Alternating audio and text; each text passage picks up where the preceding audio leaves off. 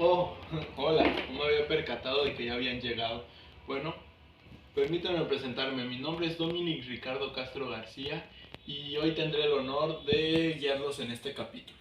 Bueno, antes que nada ocupo darles el comentario de que la historia de México es algo curiosa. Pareciera que vamos en zigzag. Vamos arriba y abajo, ya que muchos sucesos se logran diversas cosas, ya sea la independencia o entre otras cosas, y dentro de uno o dos incidentes, muchas cosas que por mucha sangre, mucho esfuerzo se lograron, pareciera que no nos importaron. Bueno, en este caso vamos a ver 5 temas, o 5 sucesos, mejor dicho, los cuales México los ha marcado mucho. Así que acompáñenme y veamos cuáles son estos 5 temas.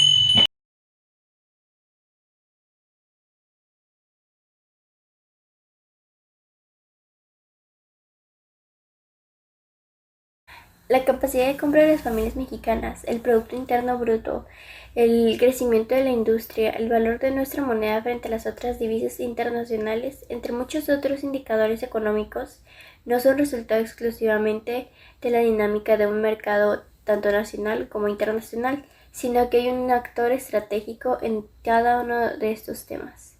El Estado mexicano. El papel que juega el Estado en el crecimiento y desarrollo económico de un país es trascendental. Es por ello que en el presente entrevista revisaremos lo más referente a la política económica en la historia de nuestro país. Es por esta misma razón que vengo a entrevistar al profesor Fernando, profesor de Historia en la Universidad Tecmilenio, para que corrobore esa información. Buenas tardes, profesor Fernando. Un gusto estar aquí con usted. Buenas tardes y gracias a usted por la invitación. Perfecto, entonces empezamos con esta entrevista. ¿Usted ha escuchado sobre lo que pasó en México en 1958 y 1970? Claro que sí, México tuvo un crecimiento económico sin precedentes. Se caracterizó por tener bajas tasas de inflación y una gran estabilidad económica. A ese periodo en la economía de nuestro país se le denominaba desarrollo estabilizador. Algunos autores denominan a estos años la época de oro del capitalismo, no solo para México, sino para otros países alrededor del mundo. Perfecto, qué interesante. Ahora otra pregunta. ¿Qué pasó en el estado final de 1970? El Estado empezaría a dar a conocer los saldos de este periodo. Al asumir la presidencia, el licenciado Luis Echeverría Álvarez hace críticas severas al modelo económico y del desarrollo estabilizador y planea una nueva propuesta, el desarrollo compartido. Esto es muy interesante, profesor Fernando. En realidad, a usted le apasiona mucho la historia, ¿no es así?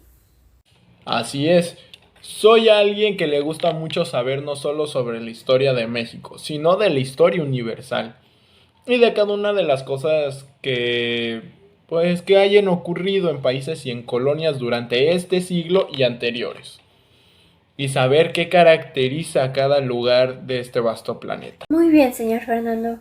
Con esto acabamos la entrevista. No me queda nada más que decirle muchas gracias por querer y aceptar esta entrevista. Muchas gracias a ustedes y nos vemos luego. Adiós. Desde la década de los 40, el Estado impulsó obras que contribuyeron a la urbanización y modernización del país. Obviamente esto no fue de la noche a la mañana e influyeron muchas cosas. La más importante y la que realizó el cambio es el Estado benefactor. En esta gira por la ciudad entrevistaremos a personas que nos vayamos a encontrarnos y que quizás puedan darnos algunas respuestas. Disculpe, señor, pero ¿cuál es su oficio? Soy un campesino. Excelente. Supongo que usted estuvo presente cuando el general Lázaro Cárdenas impulsó el reparto de tierras a través de las reformas agrarias, ¿cierto? Así es, esta reforma nos permitió el reparto de ejidos a nosotros. También llegó a darnos créditos por algunas instituciones como el Banco Nacional de Crédito Ejidal o del Banco Nacional de Crédito Agrario. Vaya. También, hasta donde tengo entendido, el campo era clave para la economía nacional. ¿Nos puede confirmar? Así es, desde nuestro trabajo hasta sus mercados importábamos la materia prima y alimento hasta las ciudades. Los productos del campo son fácilmente reconocibles dentro de todo. Muchas gracias por haberse presentado a esta entrevista. Ahora tenemos que pasar al siguiente. Encantado, el placer fue mío. Muy bien, y ahora que nos hemos movido de calle, nos hemos encontrado con otra persona, así que también la entrevistaremos. Buenos días y muchas gracias por considerarme a mí para su entrevista. No hay problema, esto será corto. Muy bien. Usted seguro sabe que nuestro país no siempre fue uno urbano ni moderno, por lo que me gustaría preguntarle, ¿cuándo cree usted que el país empezó a modernizarse? Creo que fue en los años 40 y si recuerdo muy bien, mi abuelo me contó una vez que le tocó vivir ese suceso. Muy bien, ¿usted cómo cree que fue ese proceso? Creo que fue cuando ya era más común el ver automóviles en las calles, así como también la mayoría de las casas tenían ya teléfonos. Sí, mi abuelo me contó que su familia tuvo un diferente estilo de vida, si no mal me acuerdo que a la de su padre, incluso a la de su abuelo, obviamente por los grandes cambios que tuvo la sociedad. Oh, ¿podría darnos un ejemplo? Sí, mi abuelo vivía cerca de la recién fundada ciudad universitaria, por allá de 1952. Le pareció increíble todas las construcciones que se habían implementado en esa época. Wow, sí que tuvo que ser un cambio algo radical. Eso es lo que fue, que el Estado haya impulsado obras que contribuyesen a la urbanización del país. También hacían que la vida de las personas cambiaran por completos. Quienes vivieron la primera mano de esta etapa saben muy bien qué se sintió. No tiene nada más que agregar. Creo que no, sería todo. Pues muy bien, con esto cierro nuestra pequeña sesión de entrevistas. Adiós.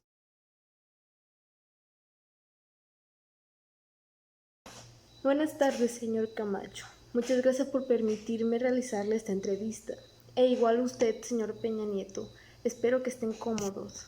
Ahora, si no les molesta, empezaré con la entrevista.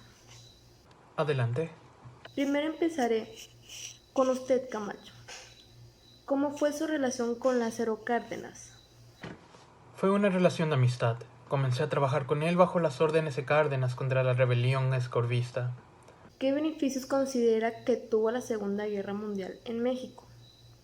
Pues fue gracias a ella que México pudo restablecer relaciones con Inglaterra y con Estados Unidos, lo que sin duda ayudaría a nuestra economía. Además, me aseguré de la no intervención en los asuntos de otros estados. Ahora me gustaría saber en qué consiste la ley orgánica en la educación pública. Teniendo en cuenta el estado del mundo causado por la Segunda Guerra Mundial, para 1942 se contemplaba la necesidad de estimular en los alumnos el amor a la patria y a sus tradiciones, así como contribuir a la paz y a la solidaridad. ¿Cuál era el objetivo de la educación? La educación tendría entre su objetivo estimular la unidad nacional y hacer de México una nación fuerte en tiempos de crisis. Presidente Ávila Camacho, ¿qué hizo usted para mejorar la educación pública? Tuve un propósito educativo y nos centramos en la construcción de aulas escolares y en la formación de docentes para educar a la niñez mexicana. Gracias por responderme cada una de mis preguntas. Fue un placer. Ahora me gustaría pasar con usted, señor Peña Nieto. Presidente Peña Nieto, ¿cuál es su propósito en las reformas educativas? Modernizar el marco jurídico para la educación. ¿Cuál es el objetivo de estas reformas educativas? Son 4 ejes de acción que intentan mejorar la calidad y el acceso al sistema educativo.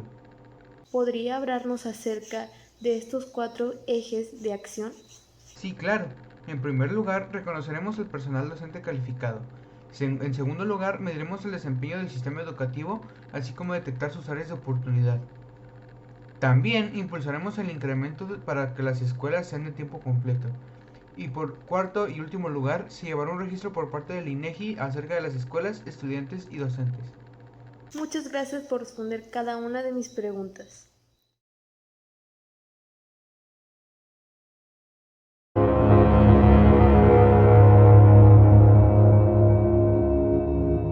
Buenos días. Cortamos la transmisión convencional por unos minutos para mostrar noticias de último momento. Se registró una matanza en Tlatelolco cuando elementos del ejército dispararon contra centenares de jóvenes estudiantes reunidos en la plaza, que protestaban por la falta de libertades en la Ciudad de México y demandaban mayores garantías políticas. Las imágenes mostradas son la Plaza de las Tres Culturas, hoy 2 de octubre de 1968. Todavía no se tienen cifras oficiales, pero se han visto centenares de heridos y de muertos. Fue brutal la culminación de los delitos que podrían ser considerados contra la humanidad, perpetuados desde el gobierno de México en contra de los estudiantes. A continuación, unas entrevistas a pocas horas de lo sucedido.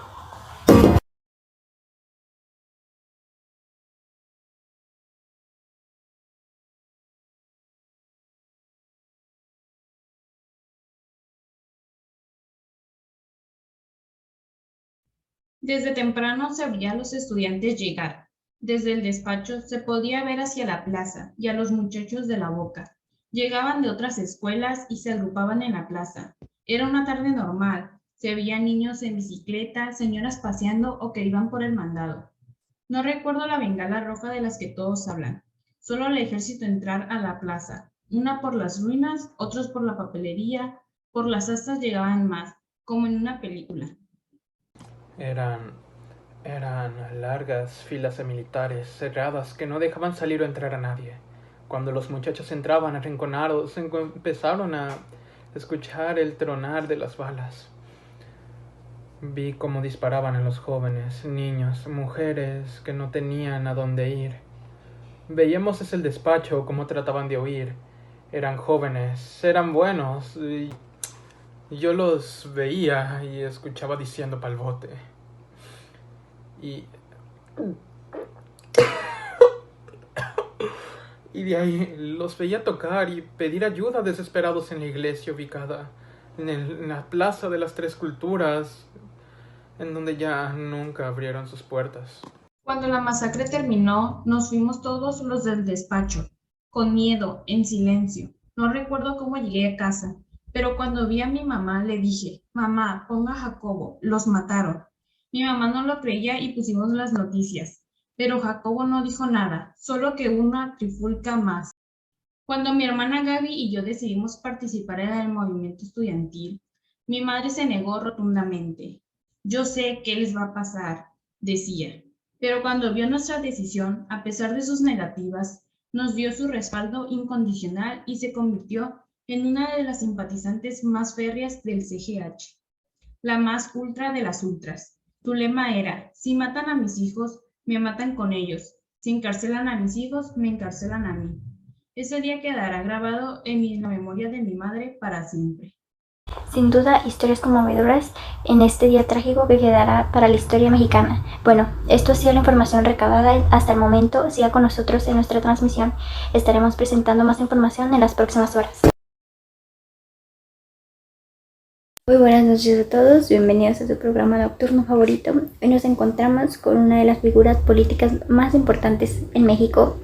Él es el expresidente Vicente Fox Quesada, un hombre en el que muchos mexicanos creyeron para un México mejor. Quitó al PRI de las elecciones después de 70 años en la presidencia. ¿Cuál es el motivo por el cual se cambió la política mexicana que se tenía desde hace décadas? Yo creo que lo primero que cada candidato que aspira a la presidencia lo que tiene que vender es esperanza y lograr comunicar y conectar con la gente. En este caso, más que nada por el atasgo al sistema del PRI y la esperanza de un cambio. Todos los candidatos en un momento prometen cosas que son bastante complejas o difíciles de cumplir, pero en varios casos estas promesas son imposibles de cumplir. Un ejemplo es decir, desde el momento en el que yo tomo posesión se va a acabar la violencia, la corrupción, así como si fuera con una varita mágica, pero hay gente que cree eso. La gente debe entusiasmarse. Lo primero que traigo en mi mente es terminar con las crisis económicas que son muy recurrentes en el país. También en la parte de la educación y el seguro popular, mantener la paz en el país. Muy buenos días. Espero y te encuentres de lo mejor. Así es, espero y usted igual se encuentre de lo mejor. Bueno, el día de hoy le realizaré una pequeña entrevista y me gustaría que me diera todos los detalles sobre las preguntas que le realizaré. ¿Qué le parece? Me parece perfecto. Muy bien, comencemos. Como sabemos, la globalización es un tema de la última década. El mundo inicia su camino a la globalización con el fin de la bipolaridad mundial. Para usted, ¿cuál es el concepto de la globalización? El concepto de la globalización es multidimensional, ya que abarca cambios en todas dimensiones y niveles económicos, culturales, sociales, etc. El mundo cambia porque hay nuevas condiciones que lo permiten. Excelente. ¿Qué podría decirnos qué son los modelos neoliberales? Son los cambios políticos más importantes. Son nuevas políticas implantadas por el Estado. Suena bastante interesante lo que nos cuentas. Ahora dinos, ¿qué quiere decir la modernización del Estado y cómo se da? Es cuando los mercados y los capitales se extienden por todo el mundo con las menores limitantes posibles. Esto se traduce a una serie de cambios en materia jurídica, que fueron dejando más libre a las capitales. Interesante. ¿Y cuáles fueron las consecuencias económicas y sociales de la globalización? La globalización ocasionó un aumento de pobreza y desempleo, las desigualdades sociales, el trabajo informal, entre otras cosas. Terrible lo que ocasionó verdaderamente. Por último, ¿quisieras comentar algo más? Realmente sí, el mundo ha cambiado bastante también en nuestras relaciones sociales, las cuales se han convertido en un parteaguas y han permitido así el flujo de ideas en las redes, haciendo más notoria la pluralidad de las sociedades. Me parece bastante interesante todo lo que nos comentas. Esto ha sido todo por el día de hoy. Gracias por brindarnos toda esta información. Bueno, ya hemos terminado de ver estos sucesos. No los contamos por obvias razones, de manera explícita, ya que sería algo muy aburrido. Pero bueno, espero que hayan disfrutado como mostramos los incidentes. Para concluir diciendo la verdad, estos sucesos han marcado mucho a México. Solamente quedan grabados en la historia, se dan pasan generación en generación o no se han quedado en la mente de algunos. Bueno, esto ha sido todo por mi parte y nos vemos en otro capítulo de Lo que calla México.